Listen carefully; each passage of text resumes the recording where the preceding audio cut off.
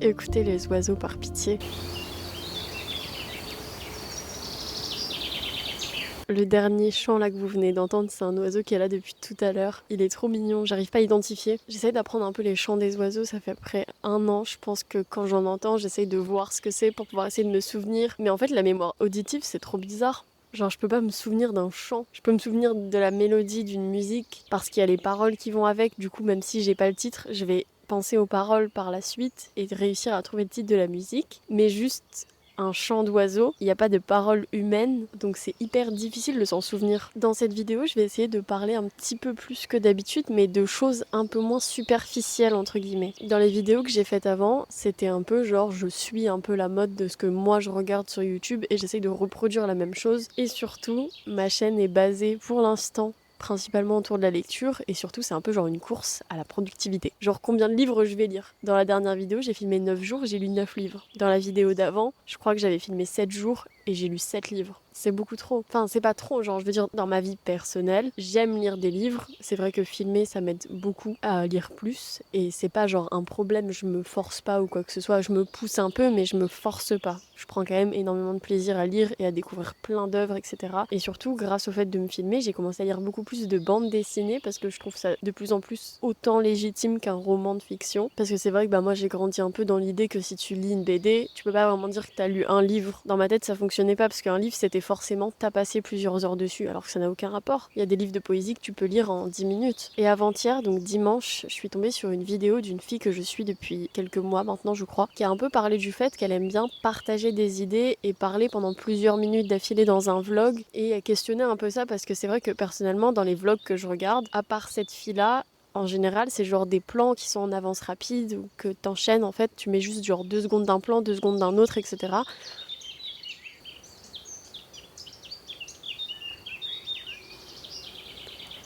J'adore. Et c'est ce que je fais moi-même. Genre là, si je vous mets... Genre, je vais vous mettre un extrait d'une de mes dernières vidéos. En fait, genre, j'essaye de mettre des plans que je trouve jolis, etc. Et même qui montrent ce que je fais, parce que je pense que c'est un peu le principe d'un vlog, de montrer ce que tu fais et d'emmener un peu les gens avec toi. Mais en même temps, je me dis, c'est hyper superficiel. J'ai pas vraiment la définition de ce terme, mais c'est juste... Ah mais oui, ça y est, j'ai. C'est en superficie en fait. Du coup, on sait pas vraiment moi. C'est juste ce que je veux montrer, je choisis les plans, je choisis à quel moment je filme. Je veux pas dire que je vais me filmer 24 heures sur 24, mais genre je préfère juste me filmer, quitte à poster une vidéo qui va durer genre 5 fois moins longtemps que d'habitude. Faire une vidéo de genre 10, 15, 20 minutes où juste là je me pose, je me parle. Attends quoi? Juste genre là je me pose, je parle et je me confie. Genre sur un sujet, genre partager mes idées sur certains trucs ou juste faire une introspection. Et en fait, cette vidéo, elle m'a vachement aidée à me remettre en question et à me dire, en fait, je crois que le contenu que je propose sur Internet, c'est pas vraiment le contenu que j'ai envie de montrer. Je m'étais naïvement, entre guillemets, dit que le contenu que je consommais, c'était le contenu que je voulais proposer. Cet oiseau est... Waouh, il est juste au-dessus. Vas-y, chante. Je vais pleurer, je pense. Encore? Je vais vraiment pleurer. Ah bah, il est parti. Trop mignon. Merci, merci beaucoup. Ah, il est parti plus haut. Et par rapport aux vidéos, j'ai eu là un deuxième visionnage de vidéo qui vient complètement genre me faire me dire, mais en fait, je propose pas du tout le contenu que je veux proposer. En fait, moi, c'est toujours plus. Là, dans les vidéos que je fais depuis bientôt 3 mois, je crois maintenant. Je filme en général pendant genre 7 jours. J'ai genre des heures et des heures de rush. J'ai des heures et des heures de montage vidéo. Je pense que le minimum de montage que j'ai mis pour une vidéo, c'était 6 heures. Je viens de dégommer mon jean. Je vous mettrai ici et dans la description le lien de la vidéo que je viens de voir. C'est une personne qui a commenté mon podcast sur le véganisme, qui est honnêtement la vidéo je pense que je préfère sur mon compte parce que c'est vraiment le moment où je me confie, où juste je parle, je partage mon expérience et je partage des références. Mais là je suis un peu en train de remettre tout ça en question. Je me dis est-ce que j'ai vraiment envie que les gens genre s'abonnent, commentent et tout parce que je fais des vlogs où je lis extrêmement beaucoup, du coup ça va me mettre la pression, enfin je vais me mettre la pression parce que je vais me dire du coup ça veut dire qu'il faut que je continue de lire beaucoup parce que sinon les gens ça va plus leur plaire. Et je pense que là c'est le meilleur moment, c'est-à-dire le tout début de ma chaîne YouTube pour vraiment chercher qu'est-ce que j'ai envie de faire. Il y a plein de choses qui me plaisent pas en fait quand je pense à mes vidéos, c'est déjà que c'est trop rapide. Attention à prendre avec des pincettes. La majorité de mes vidéos font je pense entre 45 minutes et 1 heure parce que c'est le format que je consomme et je me suis dit qu'il fallait que ce soit le format que je propose et je parle beaucoup, je partage énormément de choses dans mes vidéos etc. Et ça je vais pas dire que ça me plaît pas, mais c'est que là du coup comme je fais quasiment à chaque fois, là c'est au moins 3 dernières vidéos, des vidéos qui durent 1 heure, je me dis je peux pas, genre la semaine prochaine, poster une vidéo qui fait 15 minutes. Je me mets toute seule des barrières en fait. Et c'est pas comme ça que je vais avancer en fait. Parce que du coup, oui, je pourrais continuer à poster toutes les semaines ou toutes les 2 semaines un vlog d'1 heure où j'ai lu genre 10 livres dans le même vlog. Mais ça tiendra pas sur la durée. Parce que déjà, c'est une charge énorme, c'est-à-dire que ça fait je pense un mois et demi que du coup comme je fais des vlogs sur toute la semaine, je filme quasiment constamment. Donc déjà j'ai plus trop de moments où je suis vraiment genre je passe quelques jours sans filmer. C'est fou ça.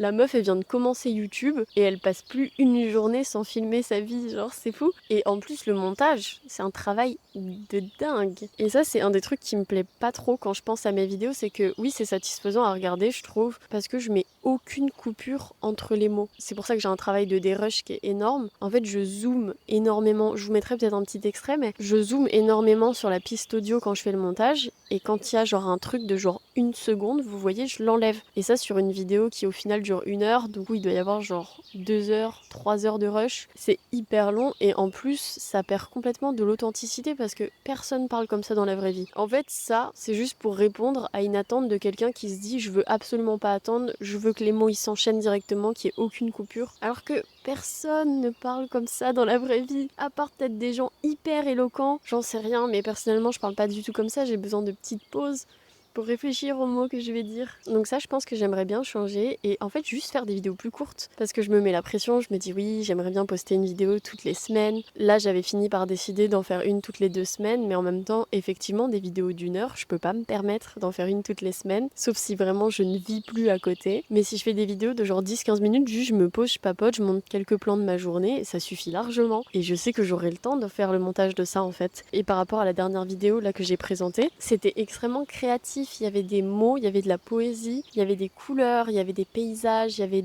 des sons de la nature et aussi des sons rajoutés et je trouvais ça tellement beau à regarder et je pense que c'est ça que j'ai envie de faire. Pas juste des vlogs comme moi je regarde de 1 heure où on parle de lecture, on parle de sport et en fait j'écoute pas vraiment ce que les gens disent parce que je suis en train de faire mon ménage en même temps ou je suis en train de faire la vaisselle en même temps ou je suis en train de manger en même temps. Je pense que je préfère largement faire des vidéos de 10 minutes, beaucoup plus authentiques, beaucoup moins superficielles et que les gens vraiment se posent pour regarder. Là honnêtement je pense que c'est la première fois depuis assez longtemps que je fais ça et c'est dingue de dire ça, mais la vidéo dont je vous parle, le vlog du gars qui a commenté ma vidéo sur le véganisme, je l'ai regardé là dans ma voiture avant de me poser ici dans le parc et j'étais juste en train de regarder la vidéo. Mais genre profondément en train de regarder la vidéo. C'est-à-dire que quand il y avait genre des paysages et tout, je regardais partout et j'étais genre waouh, c'est absolument magnifique. Et ça, c'est un truc que j'ai pas ressenti devant une vidéo depuis hyper longtemps. Et en fait, je me dis c'est ça que j'ai envie de proposer. C'est pas le genre de contenu que je veux regarder tous les jours parce que j'ai besoin d'un minimum d'attention pour pouvoir profiter vraiment de ce que je consomme quand je regarde ce genre de vidéo. Donc là, typiquement, j'ai adoré cette vidéo et là, je m'étais dit oh, je vais regarder toutes les vidéos du gars parce que du coup, ça doit se ressembler et j'adore ça. Mais non, genre je vais juste profiter, me garder les vidéos pour les moments où je me sens vraiment bien, vraiment attentive à ce que je regarde et ce que j'entends. Et c'est ce que j'ai envie de proposer, je pense. Et mettre moins de bruitage, moins de plans qui durent genre 1 seconde, ça, je trouve ça vraiment... En fait, j'adore. Là, on dirait que je suis en train de juger, mais non, c'est ce que j'essaye de dire, c'est que j'adore consommer ce genre de contenus qui sont hyper rapides. On parle de choses un peu superficielles et tout. Personnellement, j'ai pas mal d'anxiété et je pense énormément à des choses qui servent vraiment pas à grand chose. Et c'est vrai que ça me fait du bien de pouvoir avoir un fond sonore quand je mange pour éviter de ruminer sur des choses qui se passent pas bien dans ma vie ou quoi. Donc je dis pas que je veux bannir ça de mon quotidien, mais peut-être essayer d'en regarder moins et regarder plus de contenu où je suis vraiment présente. Je vais arrêter de filmer, mais avant, je voulais vous présenter ma lecture actuelle. Je suis en train de lire le manuscrit inachevé de Franck Tillier.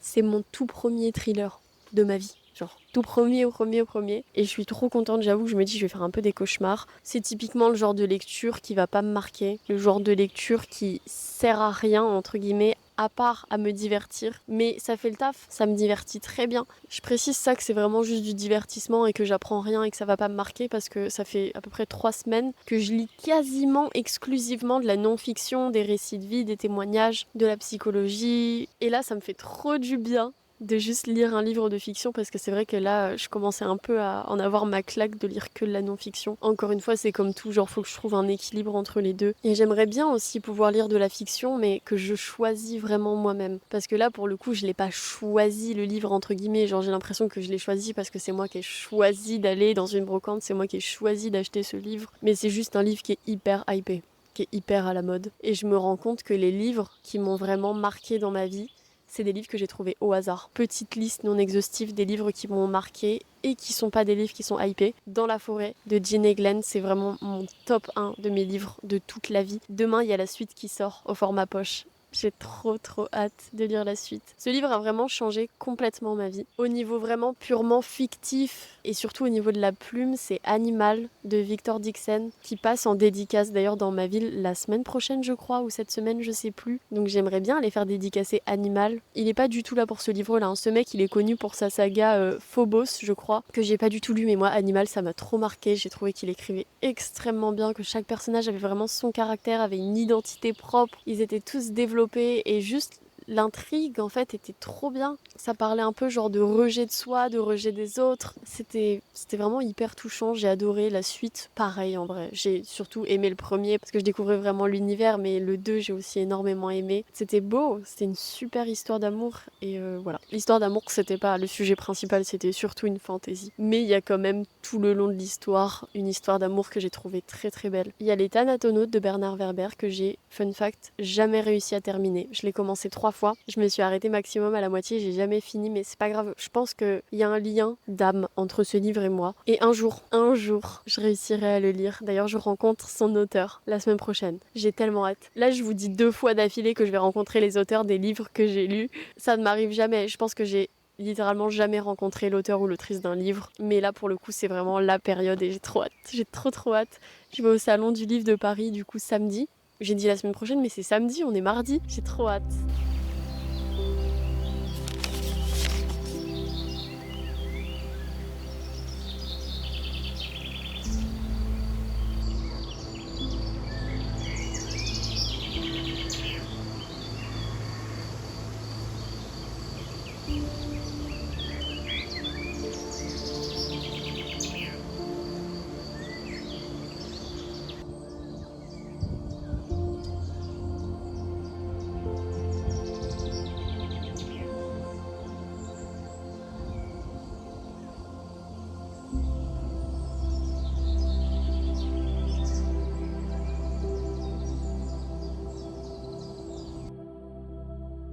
J'ai fait quelques courses en rentrant chez Action et je vais vous montrer ce que j'ai acheté, je suis trop contente. En vrai, c'est quasiment que des achats utiles. Enfin, c'est techniquement que des achats utiles, mais c'est évidemment pas des achats indispensables. Sinon, je serais directement allée les acheter et je serais pas juste passée « Ah bah tiens, au cas où, si j'ai un truc que je veux chez Action. » Ah si, il y a un truc qui est pas forcément utile, mais ça c'était juste pour mon propre plaisir et ça m'a coûté 39 centimes. Il s'est mis à pleuvoir à verse dehors, je suis un peu genre... Au début, j'étais déçue, je me suis dit « Mince, je voulais me balader cet après-midi. » Et en fait... J'ai trop envie de me balader sous la pluie. Du coup, je vais faire ça, je pense. J'espère qu'il va continuer à pleuvoir et qu'il va pleuvoir beaucoup. Parce que quand je sors sous la pluie avec un kawaii, ça amplifie le bruit des gouttes d'eau. Et je trouve ça extrêmement agréable. Et en plus, c'est une météo qui fait que fatalement, je peux pas vraiment sortir mon téléphone, même si je l'ai avec moi. Et du coup, je me sens beaucoup plus en symbiose avec la météo et avec ce qui m'entoure. Du coup, c'est trop cool. Ok, c'est l'heure du petit haul. L'achat qui n'est pas utile, mais qui va contribuer à mon bonheur du repas de ce midi. Une boisson énergisante, sans sucre. Évidemment, je me tue le cœur, mais j'ai pas envie de me bousiller tout l'intérieur de mon corps. C'est ironique parce que je sais que ce genre de boisson, c'est vraiment à 100% de la merde. Je sais. J'ai acheté ça que je vois de plus en plus sur les réseaux sociaux. C'est des ventouses pour quand genre tu veux poser ton téléphone. Il y a des gens qui utilisent juste genre dans leur salle de bain pour regarder des vidéos et tout. Moi, c'est pas du tout pour ça. C'est juste pour filmer chez moi. Je trouve que j'ai pas vraiment de plan. En fait, comme mon appartement, il est tout comme ça, plein sud. Enfin, quand je dis tout comme ça veut dire que j'ai pas les deux côtés de l'immeuble. Et en fait, j'ai que des baies vitrées. J'ai des énormes baies vitrées, mais ce qui fait que j'ai de la super lumière, c'est trop bien. Mais typiquement, comme là, tout de suite maintenant, du coup, je peux que poser mon téléphone en contre-jour. Et du coup, je me suis dit que j'allais pouvoir mettre des ventouses comme ça, mais en fait, le problème, c'est que la première, elle se colle sur ta coque de téléphone, donc ça, bah, j'avais bien compris. Mais la deuxième, j'avais pas compris, du coup, il fallait la coller sur la baie vitrée. Donc je vais devoir choisir un emplacement et je pourrais plus jamais le bouger. J'aurais peut-être dû prendre 2 lots, comme ça j'aurais pu en mettre genre un dans ma chambre, 2 dans le salon et à la limite genre un dans la salle de bain ou un truc comme ça, je sais pas. Mais j'ai trop hâte quand même de tester parce que la lumière elle peut être trop bien en fait. J'ai vraiment beaucoup de chance avec mon appartement, mais bon, ça j'en ai parlé hier à un ami et je lui ai dit mais faut trop que je me rachète des sockets en fait. C'est chose faite maintenant, j'ai des chaussettes à la bonne taille et des sockets. Parce que fun fact, je suis vraiment genre la personne qui collectionne les chaussettes rigolotes. Genre, il y a une marque de chaussettes en particulier, j'ai une bonne partie, je pense, de la collection. Mais un jour random, ma mère, elle m'a acheté genre 12 paires de chaussettes de cette marque et j'étais genre Et j'étais trop contente. Et en fait, les chaussettes, c'est vraiment devenu comme mon identité. Genre, j'ai des chaussettes rigolotes en fait et tout le monde le sait. Sauf que je supporte plus en fait à cause des poils sur le tibia. Ça devient de plus en plus désagréable de mettre des chaussettes et j'ai pas envie de juste m'épiler ou me raser juste parce que j'ai envie de mettre des chaussettes hautes. C'est trop chiant, genre. Je suis en train de hyper accepter les poils et de moins en moins les couper parce que du coup quand je trouve que j'en ai trop au niveau par exemple de la transpiration, moi juste je coupe avec une paire de ciseaux par exemple sous les aisselles, mais pour les jambes pour le coup j'ai pas du tout envie de les enlever, du coup malheureusement je vais passer aux sockets. Et comme j'en avais que genre 5 paires chez moi, ça suffisait pas. Parce que je fais des tournées de linge genre toutes les 3 semaines. Donc en fait, j'ai besoin d'avoir quand même un bon stock. Donc là, j'en ai acheté 5 paires, c'est déjà ça. Dernier achat, ça c'est hyper utile. Je sais que je vais m'en servir tout le temps, mais c'est pas indispensable du tout. C'est un blender portable. Je dis que c'est pas indispensable du tout parce que,